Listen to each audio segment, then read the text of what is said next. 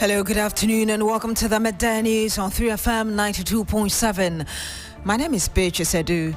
The news is also live on Kasmi 107.1 FM and across the world at 3news.com. Coming up in the next 30 minutes. Teachers and Education Workers Union of TUC urges Vice Chancellor Ghana to deal ruthlessly with striking members of TOGH.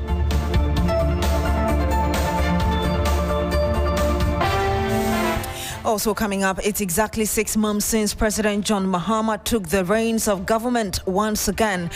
This afternoon, we'll bring you the views of some Ghanaians as well as a look at what has happened during these 6 months.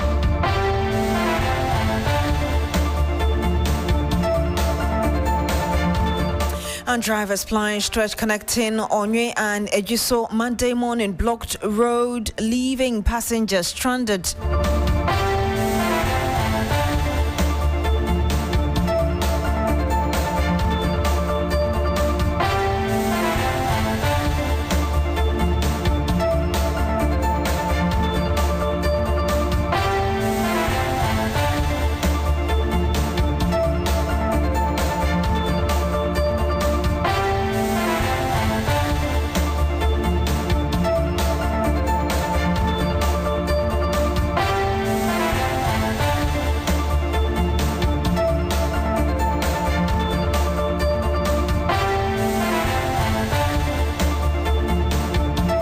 Let's bring you this. And a founding member of the opposition New Patriotic Party, Dr. Charles Rekobrobe, has criticized the MPP's decision to hold its presidential primary in January 2026, almost 3 years ahead of the country's general election, scheduled for 2028. Dr. Rekobrobe says what the MPP should be doing now is reflecting on why the party lost massively instead of thinking of who to go into the next election with. The comment follows the MPP's decision to elect its flag bearer early, saying it would help unite the front of the party and deal with the apathy it faced in the 2024 general election. Dr. Charles Rekobrobe spoke earlier to me in an exclusive interview. Are you happy with the state of the party you founded, the MPP, current state? I will not discuss it. Please move on. What about the decision of the party to elect a flag bearer ahead of the other general elections, internal elections that generally is supposed to have? It has nothing to do with me. But what do you expect from the party? I do not expect any. What I expect from the opposition party is to actually be more concerned about examining the reasons for its very bad performance and in the last election, and the fact and the huge rejection that the Ghanaians gave to them.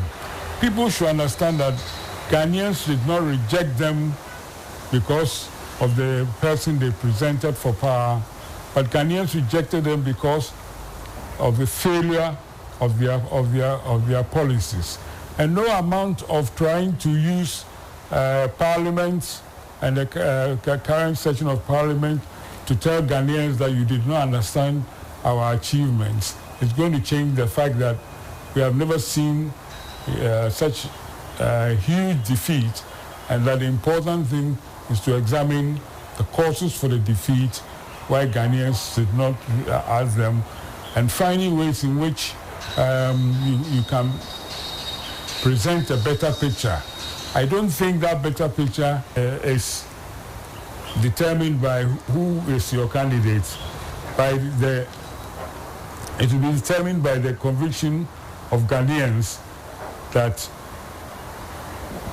you have learned your lessons and you are in a better place to offer them something better than what Mahama is suffering in his legacy tenure. You have been defeated so badly. The important thing is for you to find out why Ghanaians rejected you and then prepare to present a better picture.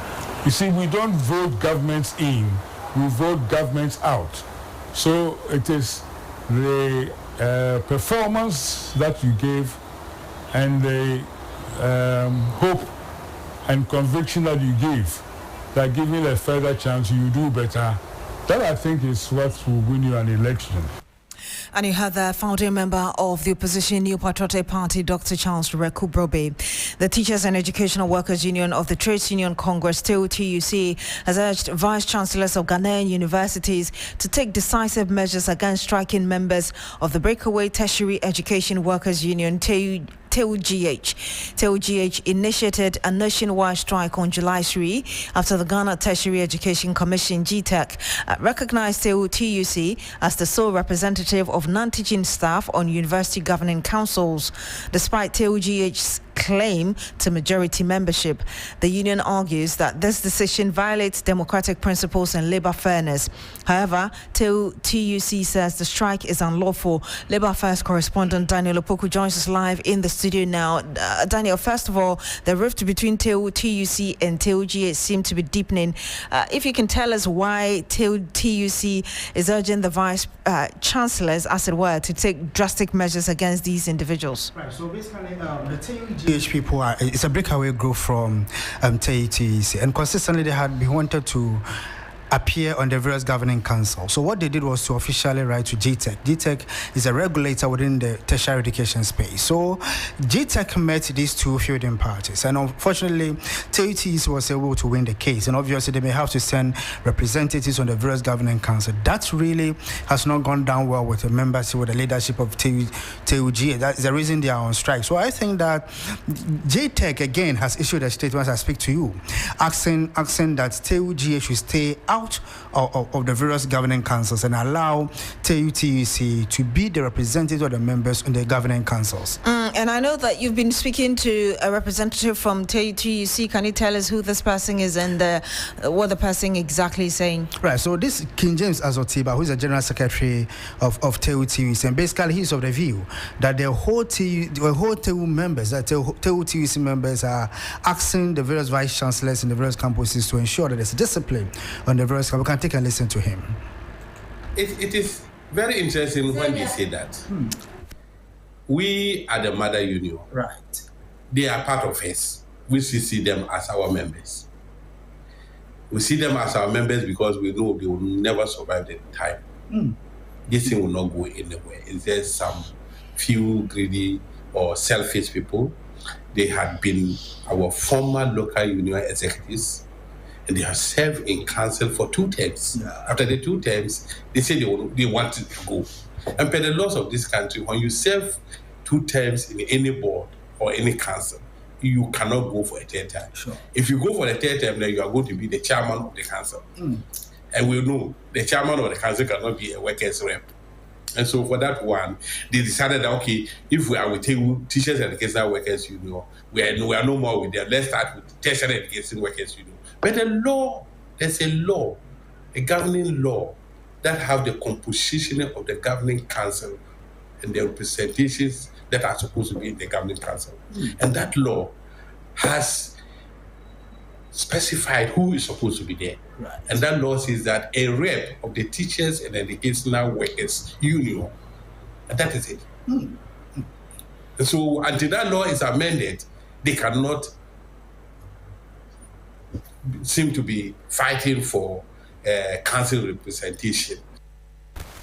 And you heard right there that representative of TUC. Daniel, what else should we expect? But I think that the Ministry of Education should step in now, because what they are doing currently is clearly creating academic problems. And if the Ministry of Education is able to step in, i.e. meeting the various fielding parties, meeting JTEC, meeting TU Ghana and TU TUC, so that a amicable solution can be reached. Other than that, we're going to be a bit difficult. But I don't see this strike hitting hard, because you have a lot of the members who are part of TU TUC, and currently they are working, so they have been asked not to join TUGH. And that's where we are. If the Ministry of Education is able to step in, obviously there'll be a resolution to the matter. Has there been any conversation around whether or not the salaries of these individuals will be withheld?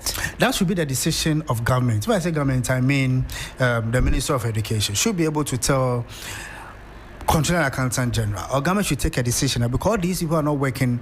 Obviously, they are going to withhold their salaries. But once that particular information has not come, really, then obviously the sector ministry will not be doing it. But it's also not too good that when you meet with your labor union, you are issuing firm such directives. Obviously, it tends to affect your relationship with them.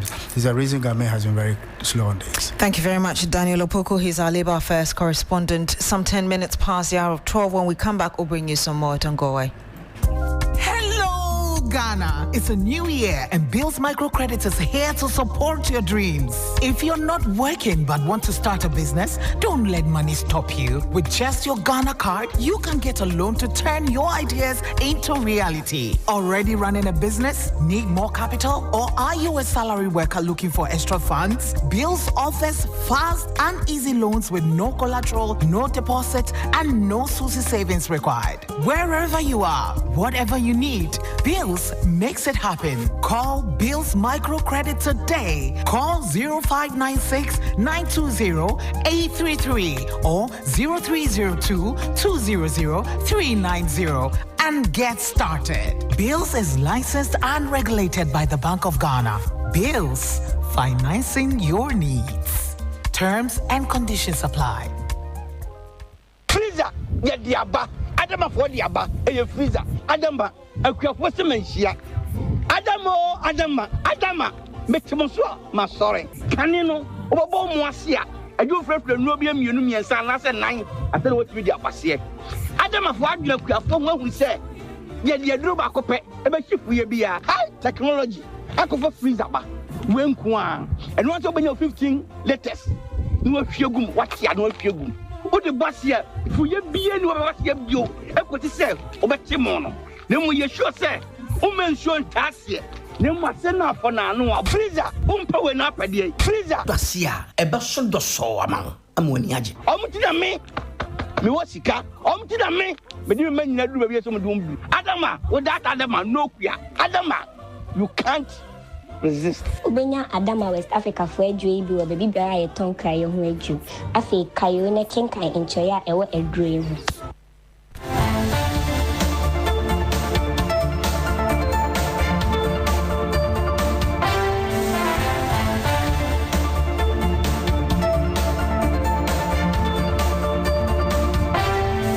And you're still here on the Midday News on 3FM 92.7 now. The stretch connecting Ejisu and Nyonwe in the Ashanti region was this morning blocked by irate drivers leaving passengers stranded. The action is in protest against the deplorable state of the road and demand urgent attention from the government. Work on the stretch started during the funeral of the late former Deputy Finance Minister Dr. John Kuma, but has been abandoned by the contractor. Let's connect with William Evans in Kumasi, who's got some more for us. William, just give us a background to the Onye Ejisu Road and perhaps how strategic it is.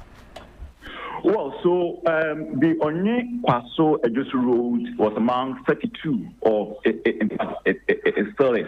It's still among 32 road projects that were supposed to have been carried out by urban feeder and then highway department. But that was in April, when the then Minister of Roads and Highway visited the community and, of course, tussled for the commencement of that particular road project. In fact, around that time, Beatrice, there was speculation that the road project was being executed. The road project was being executed because of the pending by-election.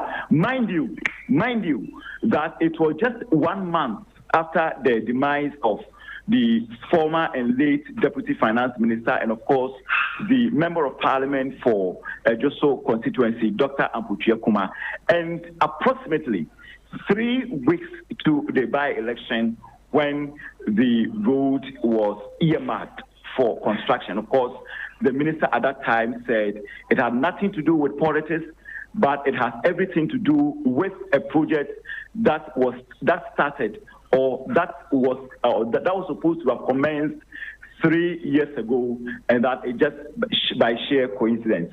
But Beatrice, let me just quote to you what the then the roads minister said in respect of whether it has any political motivation.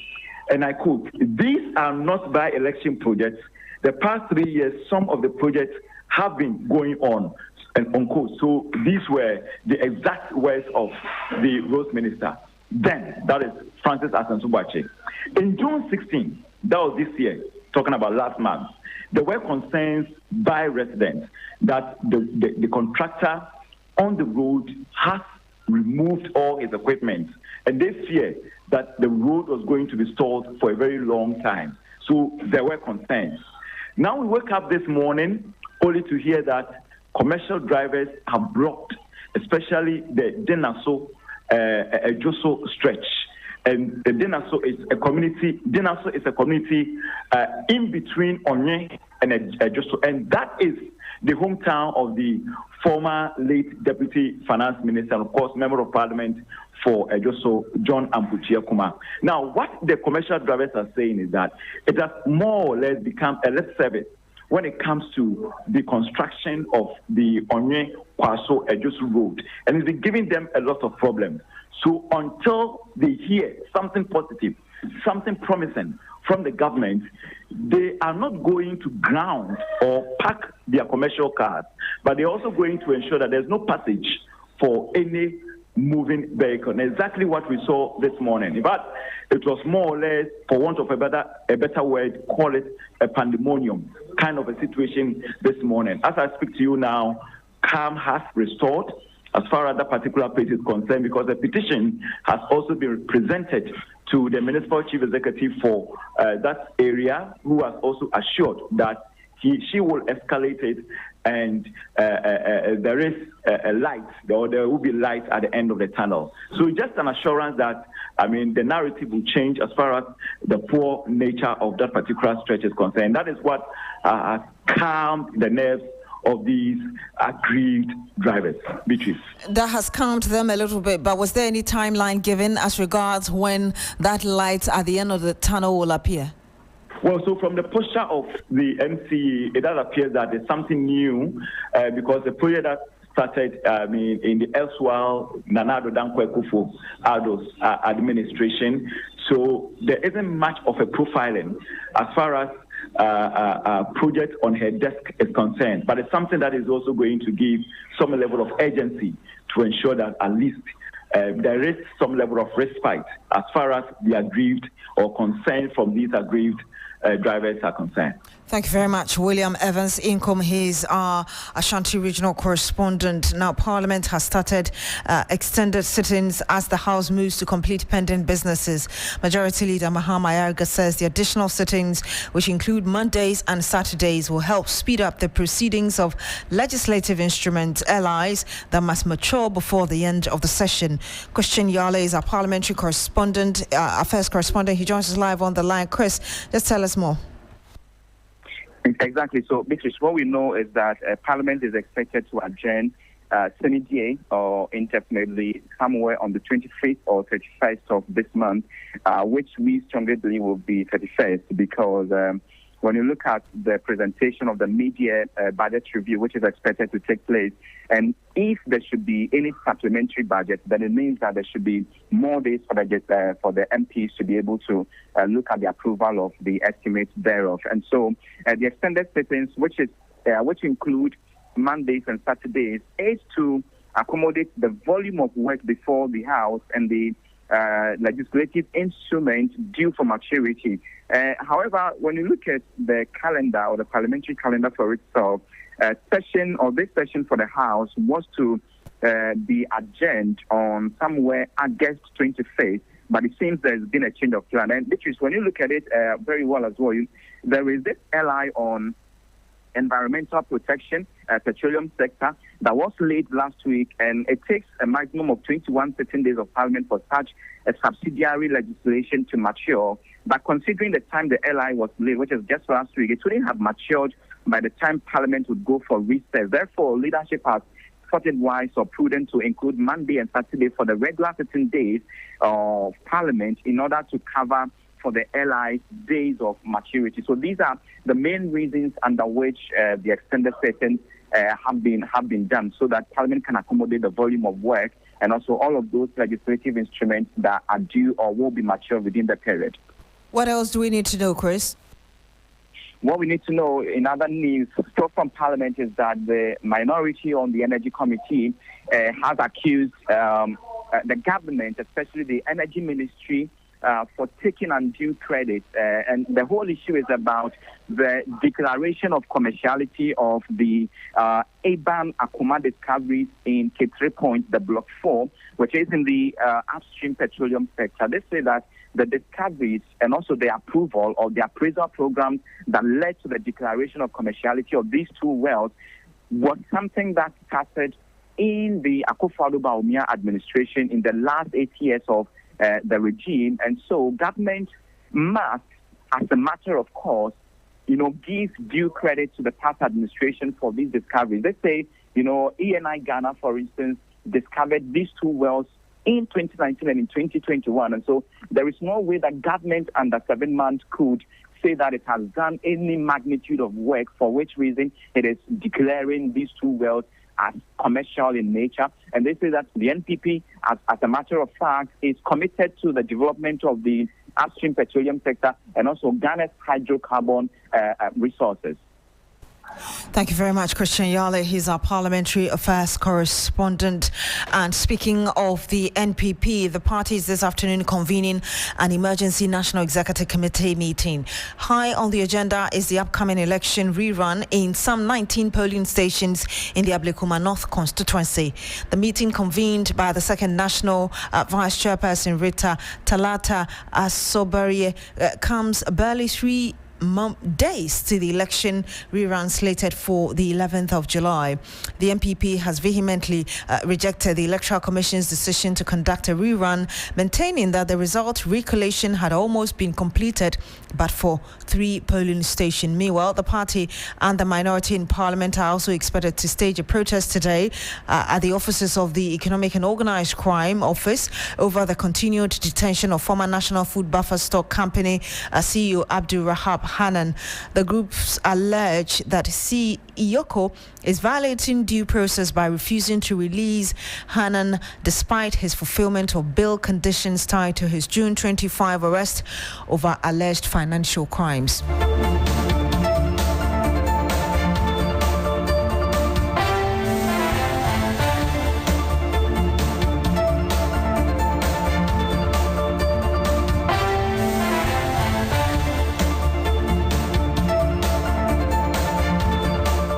This is the Bente News on Shrew FM 92.7. Now, it's been exactly 6 months since President John Mahama took the reins of government for his second term.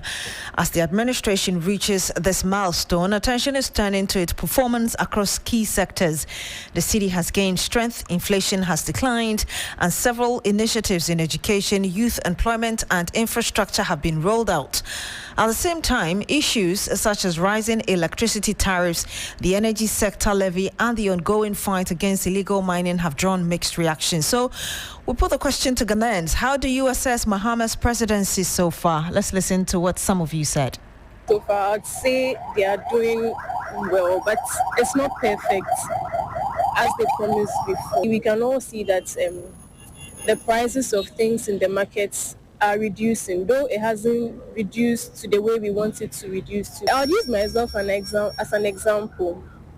So commuting from the house to work every day, the transportation was a lot, minus food and other stuff. The transportation alone was a lot of money, but now it has reduced, and then because the prices of things in the markets have also reduced, buying food is a bit cheaper, not too cheap, not very cheap, but above from Kakra. So the 6 months, okay, I'd give them maybe a 7.5. They are doing well, yes. I believe they should be able to make it up to a 9 or a 9.5. They should be able to do well to help the economy of the country as a whole. Yes. I think that he has done well. In that he's cut some taxes. I mean, the e-levy is gone. Betting tax is gone. You know, he's doing well. again, the Mahama Cares, he has launched it, which largely will benefit a lot of people. You understand me? Mahama Cares will benefit a lot of people. So I am more of a socialist. Anything that goes for the masses, I'm for it. And I think he's doing well. I mean, to cut taxes and all of that, he has done well. I'll give him 7 because, I mean, even though he's doing well on the economy, there's also a few things that I think that if he can check, it will be really helpful. A few things like security. Aside that, economy, top notch. I wish he continues like this. If Mahama succeeds, Ghana succeeds, right? Fighting corruption also comes with a lot of backlash in our part of the world. I think that we should just allow our state institutions to work. When they are working, let us not try to smear them with political affiliations and all of this. The depression that we were going through in terms of monetary affairs has been released a little. So partially we are all happy and we pray for him that it should improve. So I'll give him 6 for now. Some things that he promised, he's fulfilling, like cutting down of ministers, he has fulfilled. And you can see that those monies that will be allocated for those ministers that have been cut off have been invested into other sectors. He has improved our Ghana CD. So many things. We've not seen much in our buying of things as at now. We've not seen much improvement yet. But we hope days and months to come, years go by, and we will see much improvement in our pockets. I expect him to do whatever that he promised us. Even if he is not able to do all, he should do most of them. I want him to bring all those that are stolen from us to book. Yes, he should arrest all of them. He shouldn't spare anyone.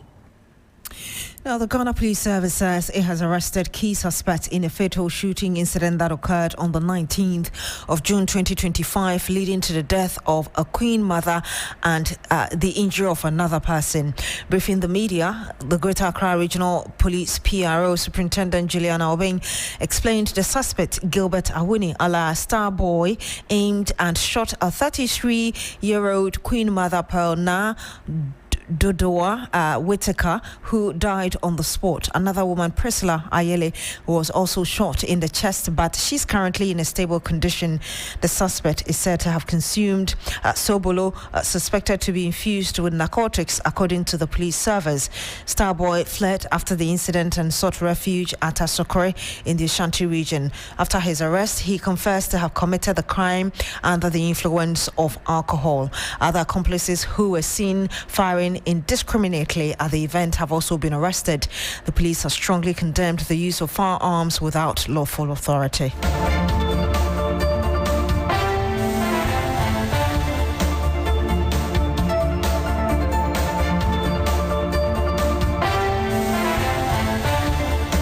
And before we go, the Vice-Chancellors of Technical Universities of Ghana have expressed deep concern over the growing trend of academic title fraud in the country. The group described the trend as a serious threat to the integrity of Ghana's tertiary education system. This was contained in a statement issued in response to a recent caution from the Ghana Tertiary Education Commission, GTAC.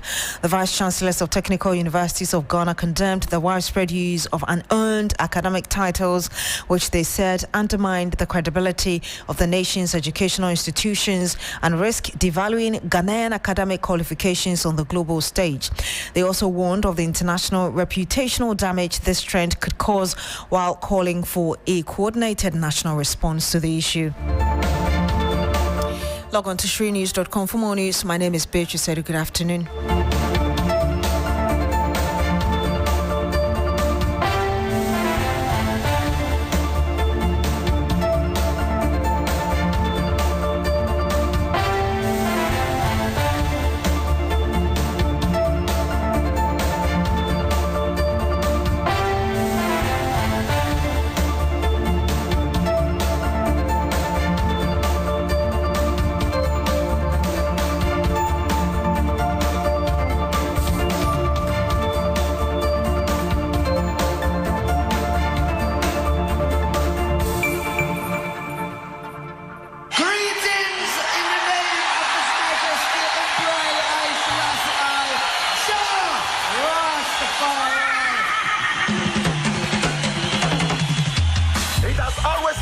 a journey of Pan-Africanism and consciousness. It is your regular taxi driver with the urban blend and 3FM 92.7 in living stereo every day, Monday to Friday, from 12:30 p.m. till 3 p.m. This is the show everybody listens to, so your business will certainly do well here. My name, Black Rasta. I am the rootical, hairtical, Don Gargan, Mua Fire. Come forward. I think I ya chika fankare, Azure ya chika fankare, Abama ta chika fankare.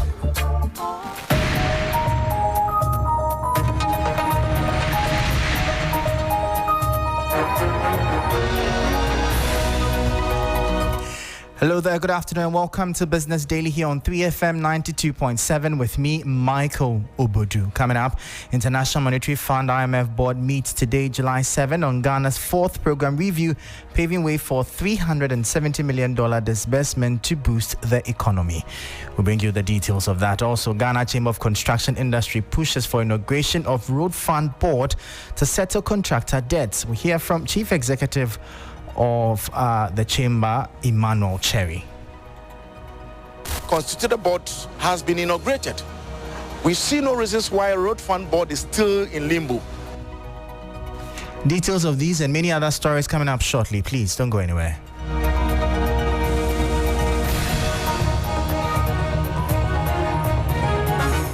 Straight into our top story now, and the Executive Board of the International Monetary Fund, IMF, is meeting today, July 7, in Washington, D.C. to consider Ghana's fourth program review under the Extended Credit Facility Arrangement.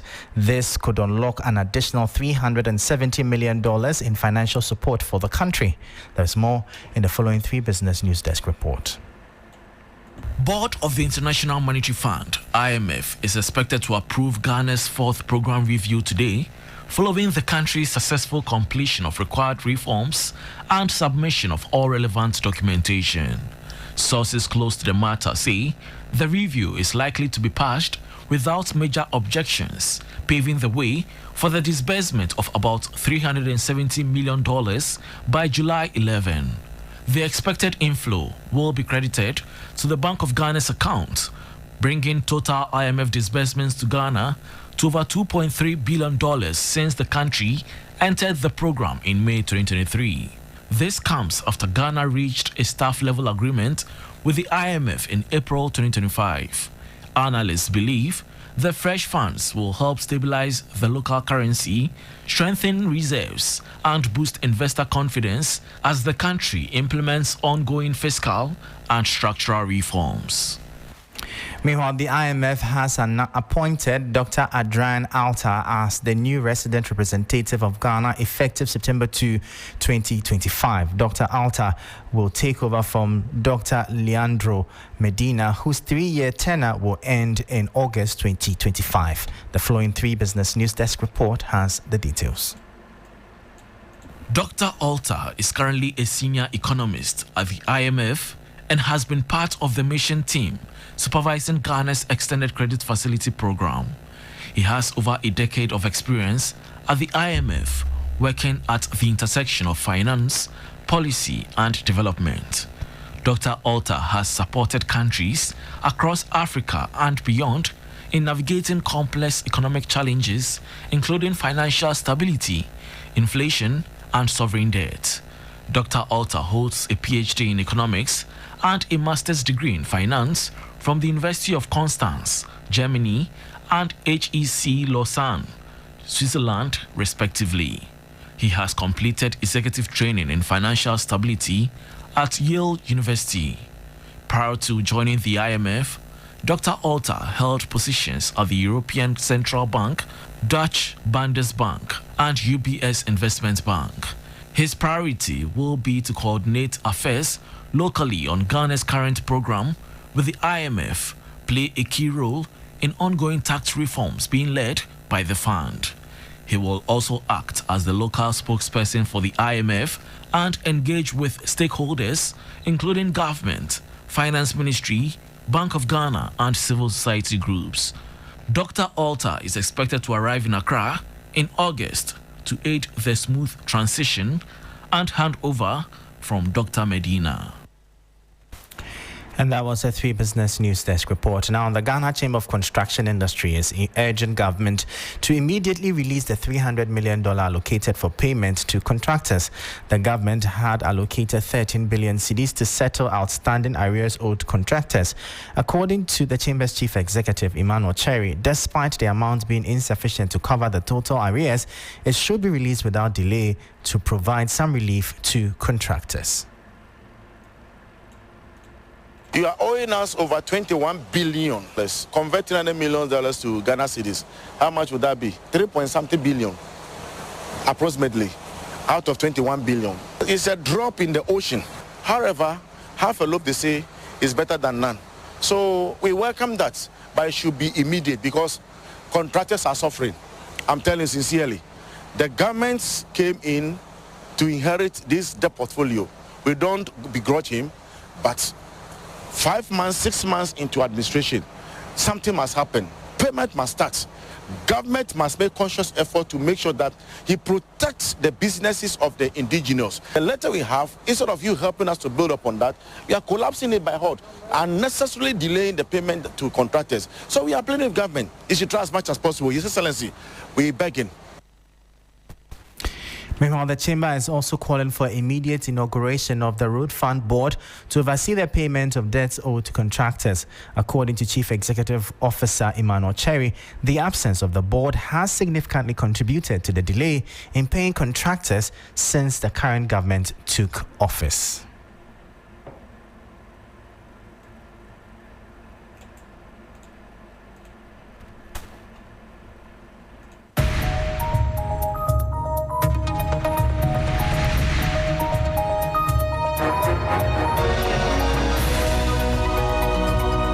The formation of the Road Fund Board is long overdue. Other constituted board has been inaugurated. We see no reasons why a Road Fund Board is still in limbo. We are pleading with His Excellency the President and the Minister for Roads and Highways as a matter of urgency. They should put the Road Fund into its perspective, making sure that the Road Fund Board is inaugurated. And as a result of that, at least the needful must be done. Payment of contractors must start immediately because most of contractors are suffering. Let there be some confidence in the front of the construction industry. Immediately they start something, the government start meeting the needs of the contractors. I'm telling you, the economy will see a revamp. Construction industry players, we are distributors of wealth. Any wealth that can we distribute. So if you pay one contractor now, almost all the facets of the economic sectors will be affected positively. And that was Emmanuel Cherry. He is the Chief Executive Officer of the Ghana Chamber of Construction Industry. Now, the Food and Beverage Association of Ghana, FABAG, has expressed growing frustration, stating that the recent appreciation of the cedi against the dollar has failed to deliver tangible benefits to businesses. The association insists that without significant tax reliefs and policy adjustments, particularly at the country's ports, the currency gains remain inconsequential for the private sector.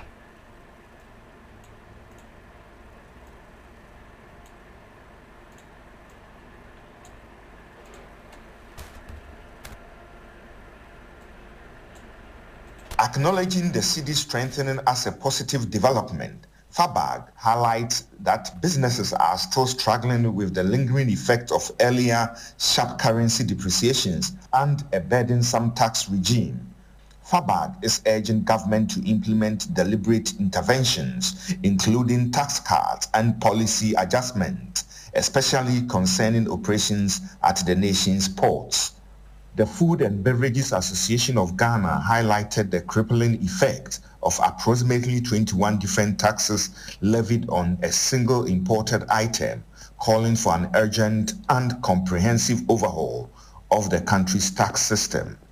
These comments come as the cedi has enjoyed a period of relative stability in recent weeks, largely attributed to inflows from the International Monetary Fund (IMF) program and improve macroeconomic management.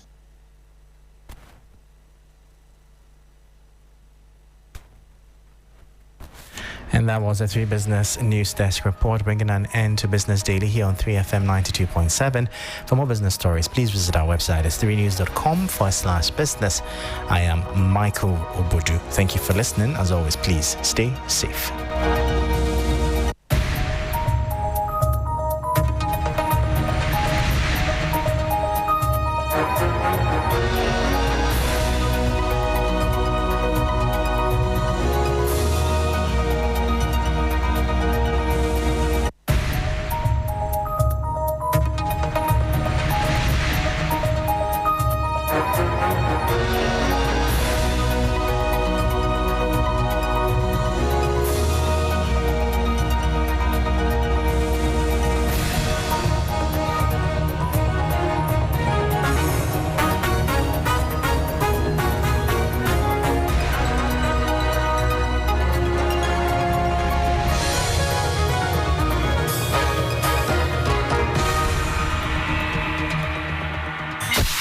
Accra, Ghana, Africa, and worldwide. Join us on Inspirational Gospel Mix this and every Sunday, 8 p.m. to 10 p.m. Get ready for the revolution. Come on, what you say now?